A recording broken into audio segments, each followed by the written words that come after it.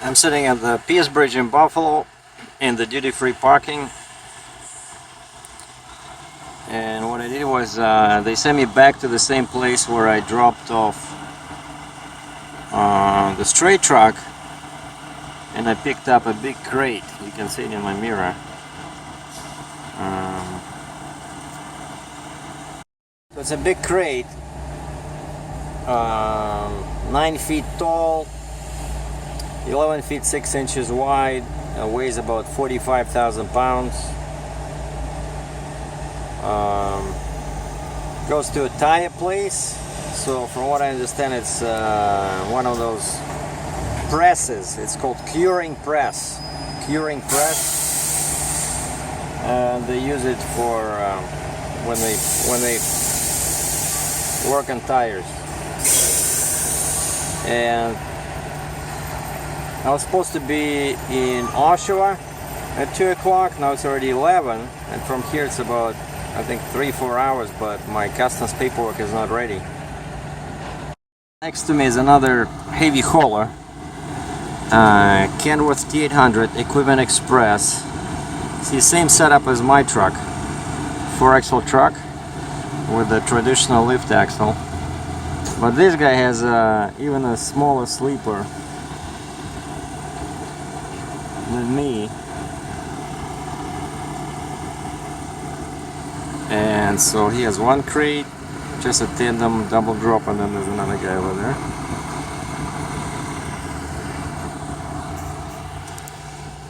We'll have to stop here anyway, because when you oversize, you have to get the okay of the bridge authority. And as soon as I stopped, they came over, started asking me questions. I said, I'm not ready. I said, there's a problem with my customs paperwork, I gotta wait.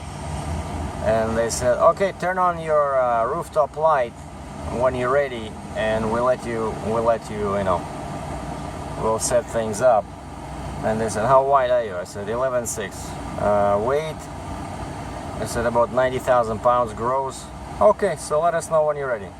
Well, we are unloading now, and what they're doing is they're taking apart the box, and turns out what I brought is automatic retreading machine. It can do a number of tire sizes, but it's not truck tires, it's these big off-road truck tires. See, like these monsters? Like, check out the size of these ones.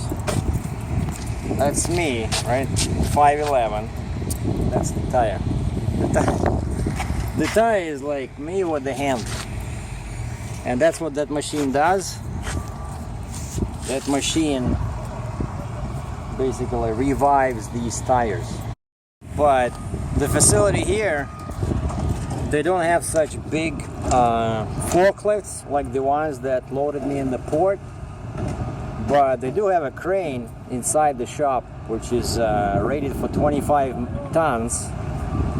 So the one guy climbed on the top and he cut off the top of the crate, and then they take off. Now they're gonna take off the sides, and when the machine is exposed inside, I'm gonna back under it and they're gonna take it off with a crane.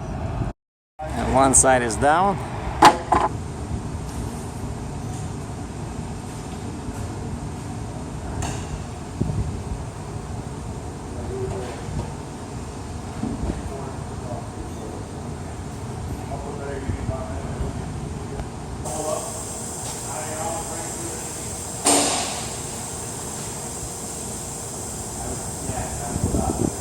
Show how they lifted the machine, but you know, the guys got nervous because it's inside the shop. You know, some people might start trying to find faults with safety protocols, you know. So I didn't film it, but basically they had to redo the chains a bunch of times because the front was still on the front of the machine was still on my trailer, whereas the rear was going up. And then finally they shortened the front chains enough so it lifted. And they just lifted like 1 foot above the bottom part of the crate, because the bottom was still there on my trailer. And I drove from under it, and then 2 forklifts came from both sides, lifted that remaining piece of the crate, and that's it. That was done. So my paperwork was signed. I hid away my oak timbers, and of course there's scratches on the inside beams, just as I was afraid there would be. Those guys at the port, like I was looking at, they were not touching. Like 9 times out of 10, their forks, when they were putting this thing under, they were not touching the frame, because I was sitting there like a hawk watching, right? Well, I didn't want to make their life difficult, but I just, you know, didn't want them to hit the trailer too hard and maybe cause a dent or something. But I did notice maybe, I don't know, 4 or 5 scratches, and clearly a couple of them were done with a fork, because like paint is gone, not just the top paint, but like everything. Like you can see the metal. And I just painted it, but you see, that's what happened. Just 2 excavators. And over here, yeah, I see all these, well, this is nothing.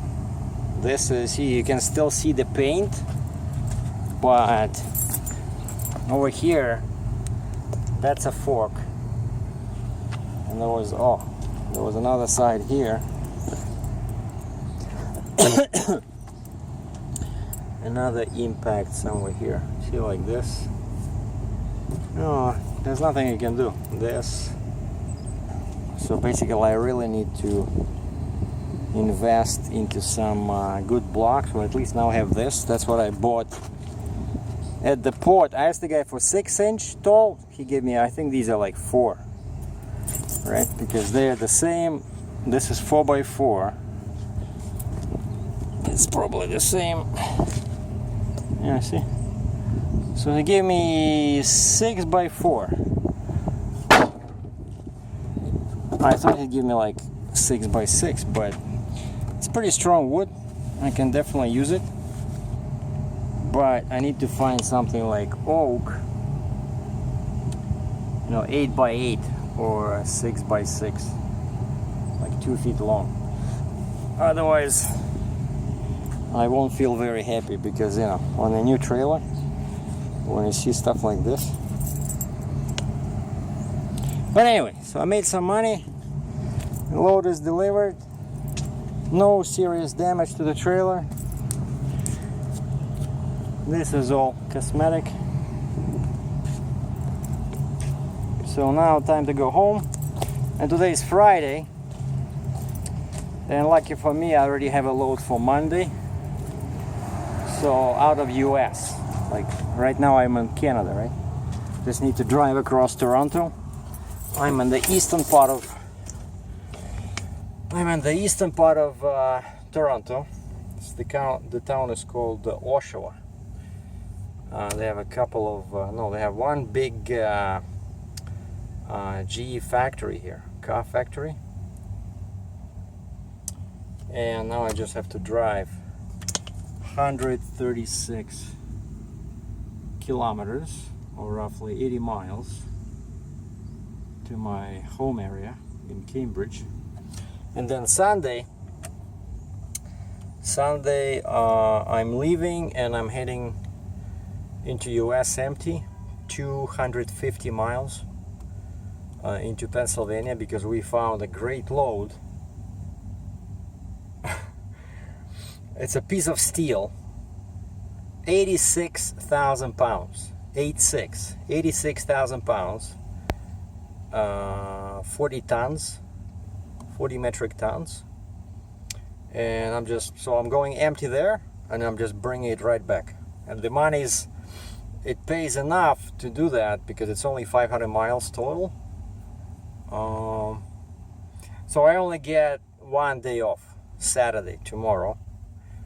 And then Sunday, well, just like it's a leisurely drive in the neighborhood.